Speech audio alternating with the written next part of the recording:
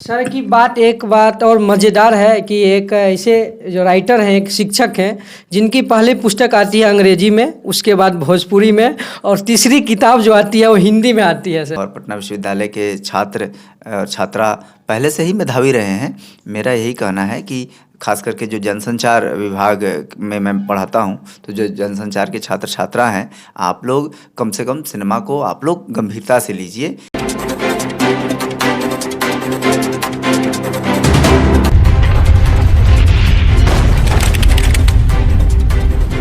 नमस्कार, आप देख रहे हैं जनता न्यूज़ बिहार। मैं हूं आपके साथ प्रेम कुमार।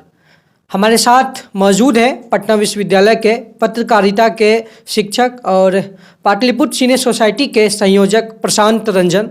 बहुत बहुत सर स्वागत है आपका जनता न्यूज़ बिहार में। बहुत बहुत धन्यवाद। और बातचीत करने का उद्देश्य मेरा ये है, इनकी किताब एक आई है सिने शास्त्र, आप देख सकते हैं हमारे हाथ में भी मौजूद है। सिने शास्त्र इनकी किताब आई है। तो सर सबसे पहले तो बहुत सारी शुभकामनाएं आपको आपकी इस पुस्तक के लिए। बहुत बहुत धन्यवाद आपका, बहुत बहुत आभार आपका।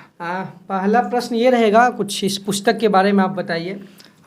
ये पुस्तक सिने शास्त्र जो लिखी गई है, मुख्य रूप से जो सिनेमा है, सिनेमा जो मौलिक स्तर पर है, वो संप्रेषण का एक माध्यम है, संचार का एक साधन है।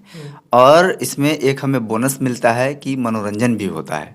तो मनोरंजन करने के अलावा सबसे बड़ी बात है कि अपनी बात को प्रभावी तरीके से कहने का ये माध्यम है। इसी सूत्र को, इसी विचार को केंद्र में रखकर इस पुस्तक को मैंने लिखा है। हाँ हाँ। और यह पुस्तक लिखने की प्रेरणा आपको कहाँ से मिली है? हाँ, देखिए, असल में मैं सिने सोसाइटी आंदोलन से जुड़ा हुआ हूँ करीब 12-13 वर्षों से। उसमें सिने सोसाइटी आंदोलन में क्या होता है कि सिने सोसाइटी आंदोलन जो है, महान फिल्मकार सत्यजीत रे की ब्रेन चाइल्ड है। और देश भर में जितने भी सिने सोसाइटीज चलते हैं, उसकी शुरुआत में कहीं ना कहीं सत्यजीत रे का विचार है कि हम लोग गुणवत्तापूर्ण फिल्में अपने दर्शकों को दिखाएं। और दूसरी बात है कि हमारे यहाँ अक्सर बात होती है कि अच्छी फिल्में बनाने की, लेकिन अच्छी फिल्में जो बनती हैं उसको देखने वाले दर्शकों के बारे में हम बातें कम करते हैं। जैसे सारा फोकस हमारा होता है कि अच्छी फिल्में नहीं बन रही हैं, लेकिन एक ध्यान ये भी जाना चाहिए कि जो अच्छी फिल्में बने तो उसको देखने वाले भी लोग हों। तो हम सिर्फ अपने यहाँ अपने सिनेमा उद्योग में अच्छे फिल्मकारों की फौज ना तैयार करें, बल्कि उसके साथ साथ अच्छे दर्शकों, सुधी दर्शकों की भी संख्या तैयार करें। तो सिनेमा देखने के लिए एक अच्छा दर्शक वर्ग हमारे देश में तैयार हो, इस सोच के साथ इस पुस्तक को लिखी गई है, लिखने की प्रेरणा मिली। हाँ। अगर मैं ये पूछूं आपका टारगेट ऑडियंस क्या है, अगर ये कहें आपका ये किताब जो है किन किन लोग पढ़ सकते हैं इसको? अच्छा, देखिए, हाँ। बहुत बढ़िया प्रश्न है ये आपका, क्योंकि हाँ। सबसे बड़ी बात है कि कोई लेखक पुस्तक लिखता है तो वो किसके लिए लिख रहा है, अपने लिए लिख रहा है या किसके लिए। तो देखिए, इसको लिखने के पीछे मेरा उद्देश्य है कि जैसे कि मैंने आपको बताया कि सिने सोसाइटी आंदोलन में रहने के दौरान मैं मतलब सैकड़ों स्कूल कॉलेजों में जाकर फिल्म एप्रिसिएशन कोर्स कराया हूँ, फिल्म एप्रिसिएशन के वर्कशॉप्स लगाए हैं। और उस दौरान हर उम्र के, मतलब हमें लगता है कि 10-12 साल की उम्र से लेकर और जो कॉलेज यूनिवर्सिटी लेवल तक के जो स्टूडेंट होते हैं 20-22 साल के, उस वर्ग के विद्यार्थियों से बात की, उनके टीचर से बात करने का मौका मिला, उनके अभिभावकों से बात करने का मौका मिला।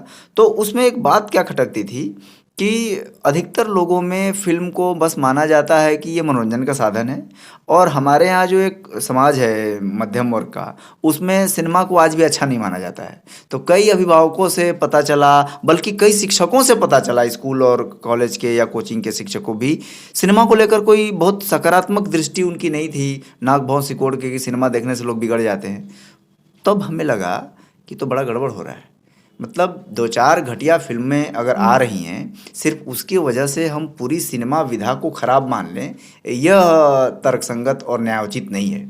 तो हमने सोचा कि भाई सिनेमा विधा को मौलिक रूप में अपनी बात कहने के लिए और बात को पहुंचाने के लिए एक पुस्तक ज़रूरी है। और हम फिल्म एप्रिसिएशन कोर्स में जितनी बातें बताते हैं आम लोगों को, विद्यार्थियों को, वो सारी बातें इस पुस्तक में लिखी गई हैं। जैसे एक थोड़ा सा समय मैं और लूँगा, इस पुस्तक के पीछे आप देखिए 2-3 क्वेश्चन लिखा हुआ है परिचय के रूप में। सही सिनेमा क्या है? सही सिनेमा की पहचान कैसे करें? सही सिनेमा का चयन जरूरी क्यों? तो ये सब जो प्रश्न आ रहे हैं, ये सारे प्रश्नों के उत्तर आपको इस पुस्तक में मिलेंगे। तो हमें लगता है कि विद्यार्थी, उसके अभिभावक और शिक्षक, इन सब के लिए इस पुस्तक को लिखा गया है। समाज की बहुत बड़ी एक समाज वर्ग है, आपको लग रहा होगा कि सिनेमा का जो खराब छवि बनी है, इस पुस्तक को पढ़ने के बाद इस समाज की जो छवि बनी है उसको, उसमें कुछ सुधार होगी। देखिए, सुधार ये होगी कि इस पुस्तक को पढ़ने के बाद मैं ये नहीं कह रहा हूँ कि आप किसी को फिल्म पसंद नहीं है तो वो फिल्म पसंद करने लगेगा। ये अपनी अपनी रुचि का विषय है। हाँ। किसी को फुटबॉल खेलना पसंद है, किसी को फिल्म देखना पसंद है, इसमें मैं नहीं जाना चाहता। मेरा यही कहना है कि हमारे बीच ठीक है, माने टीवी पे, इंटरनेट पे या सिनेमा हॉल में कुछ फूहड़ अश्लील फिल्में लगती हैं या कुछ ऐसी फिल्में लगती हैं जिसमें हिंसा का अतिरेक होता है, लेकिन सिर्फ कुछ फिल्मों के आधार पे हम पूरे का पूरा जो सिनेमा कला है उस कला को खराब ना समझें। जैसे कि साहित्य भी तो अच्छी बुरी साहित्य बाजार में है, हाँ। लेकिन लेकिन साहित्य को हम बुरा नहीं कहते हैं। तो फिल्में भी अच्छी बुरी फिल्में हैं, तो क्यों ना हम अच्छी फिल्मों को देखें, खराब फिल्मों को रिजेक्ट करें। और इस बात को स्थापित करने के लिए यह पुस्तक है। सर की बात, एक बात और मज़ेदार है कि एक ऐसे जो राइटर हैं, एक शिक्षक हैं, जिनकी पहली पुस्तक आती है अंग्रेजी में, उसके बाद भोजपुरी में, और तीसरी किताब जो आती है वो हिंदी में आती है। सर ये क्या मतलब? हाँ देखिए, वो असल में जो पहली किताब मेरी आई 3 साल पहले, लेट्स क्रिएट हैप्पीनेस, ये अंग्रेज़ी में लिखी गई है और 10 कथाओं का ये संग्रह है। और उस पुस्तक के बाद मुझे अंग्रेजी में उपन्यास लिखने की योजना थी, तो उसकी पूर्व तैयारी के रूप में मैंने वो अंग्रेजी पुस्तक लिखी। लेकिन बाद के समय में ऐसा हुआ कि नॉन फिक्शन की तरफ मेरा रुझान आ गया और फिर मैंने ये पुस्तक को हिंदी और अंग्रेजी दोनों में लिखा है। ये हिंदी वाली जनवरी में आ गई है, अगले महीने ये अंग्रेजी में आएगी। भोजपुरी वाली जो आपने बात की, उसकी एक विशेष वजह है। कुछ वर्ष पहले चंपारण सत्याग्रह का शताब्दी समारोह मनाया जा रहा था, तो हमें लगा कि महात्मा गांधी हैं और अभी आज़ादी का अमृत महोत्सव मनाया जा रहा है, तो हमें लगा कि ये 2 पावन अवसर हैं जिस पे चंपारण सत्याग्रह पर केंद्रित एक उपन्यास लिखा जाए। और तब हुआ कि भाई चंपारण सत्याग्रह के लिए भाषा कौन सी हो, तो मेरे पास 3 ऑप्शन थे कि हिंदी, अंग्रेजी या भोजपुरी।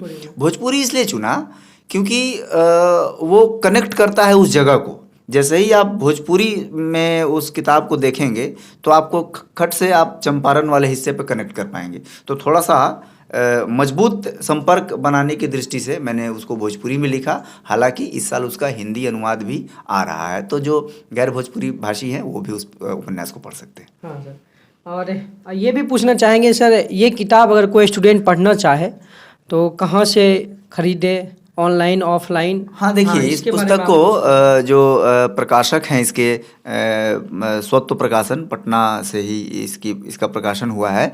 तो इसके प्रकाशकों के माध्यम से ही इस पुस्तक को अमेज़ॉन पर उपलब्ध कराया गया है। आपके वीडियो में जाएगा तो आप अगर अमेज़ॉन वाला लिंक दे देंगे डाल दूंगा, तो वहाँ से भी लोग पढ़ सकते हैं, ले सकते हैं। इसके अलावा प्रकाशक का जो कार्यालय है वहाँ भी पुस्तकें ऑफलाइन रूप में उपलब्ध हैं।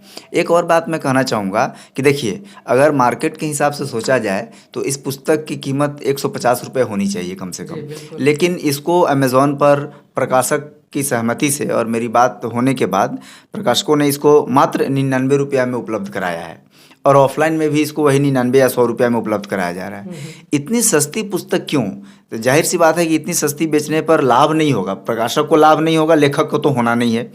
ये इसीलिए किया गया है ताकि एक जनहित में चीज़ों को पहुंचाने के लिए कि एक अच्छी चीज़ है जिसको आप देखिए, समझिए।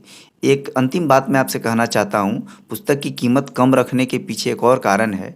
आप देखते हुइएगा कि एक बात सुनते हुइएगा, खराब फिल्मों को देखकर बच्चे बिगड़ जाते हैं, आप सुनते होइएगा। फिर कभी कभी ये भी आप अखबार में पढ़ते होइएगा, टीवी न्यूज़ में देखते होइएगा कि बच्चा जो है किसी आपराधिक घटना का फिल्म में देखा, उसको नकल करते हुए अपराध कर दिया।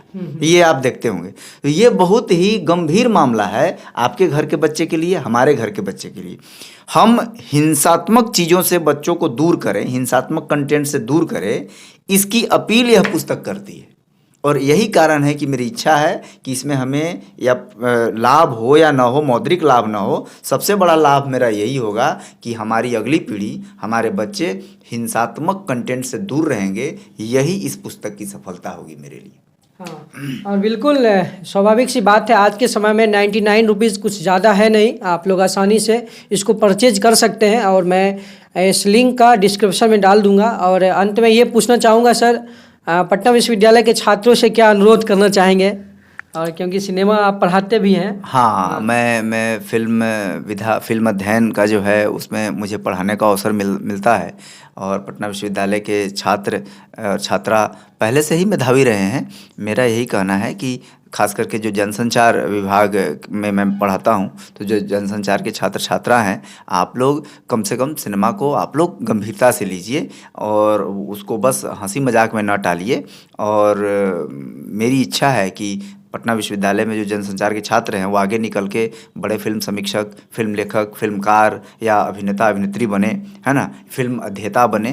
तो मेरी यही इच्छा और यही शुभकामना है अपने विद्यार्थियों के लिए। जी जी। और एक विद्यार्थी भी हमसे ये पूछे थे कि आप सर से ज़रूर पूछिएगा कि सर किताब तो आप लिख रहे हैं, मूवी का कुछ मतलब क्या है, अगर आप मूवी बनाना के सोच रहे हैं आगे भविष्य में, हाँ, हो चाहे वेब सीरीज हो। पहले मैंने 2016 तक 16 या 17 तक कई सारी डॉक्यूमेंट्रीज और शॉर्ट फिल्में बनाई।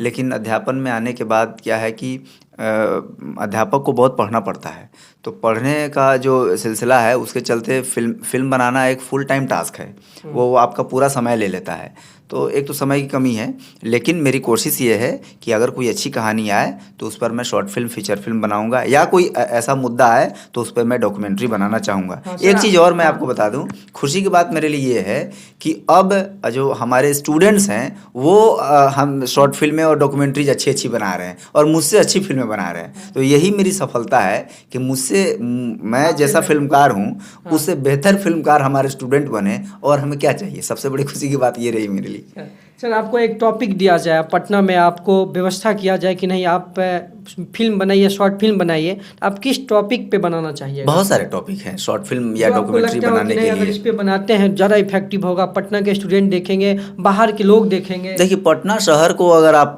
लेते हैं तो पटना शहर तो अपने आप में कंक्रीट का जंगल हो चुका है। यहाँ पैदल चलने के लिए लोगों को संघर्ष करना पड़ता है। यहाँ ऐसी गलियाँ, सैकड़ों गलियाँ हैं जहाँ न एम्बुलेंस पहुँच सकती है, न फायर ब्रिगेड पहुँच सकता है। यहाँ ऐसे हज़ारों घर हैं, और घर किसके हैं? करोड़पति, अरबपति, जज, IAS, ब्यूरोक्रेट्स, प्रोफेसर्स, वकील, जज, ऐसे लोगों के घर हैं जो बरसात में 3 महीने जहाँ आप न गाड़ी से जा सकते हैं, न पैदल जा सकते हैं।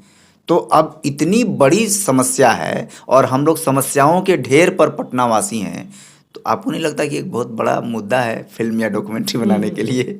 जैसे 2005 में जुलाई में जब मुंबई में बाढ़ आई तो उस पर कई सारी फीचर फिल्में बनी। तो पटना में भी जो 2 महीने पहले जल जमाव हुआ था और उसमें जो फेलियर थी हमारी एज ए गवर्नेंस, हमारा जो फेलियर था, उस पर भी डॉक्यूमेंट्री या फीचर फिल्म बन सकती है, मुझे लगता है जी। और ज़्यादा समय नहीं लेंगे, और लास्ट में फिर मैं जो अपने दर्शकों से ये अपील करना चाहूँगा कि सिनेशास्त्र एक काफ़ी कम कीमत में मार्केट में उपलब्ध है, आप लोग ज़रूर खरीदिए और पढ़िए, क्योंकि पढ़ाई करने से ही हम लोग समाज को बदलने की प्रयास रखते हैं। हमारे सहयोगी सचिन कुमार के साथ जनता न्यूज़ बिहार के लिए मैं प्रेम कुमार, धन्यवाद।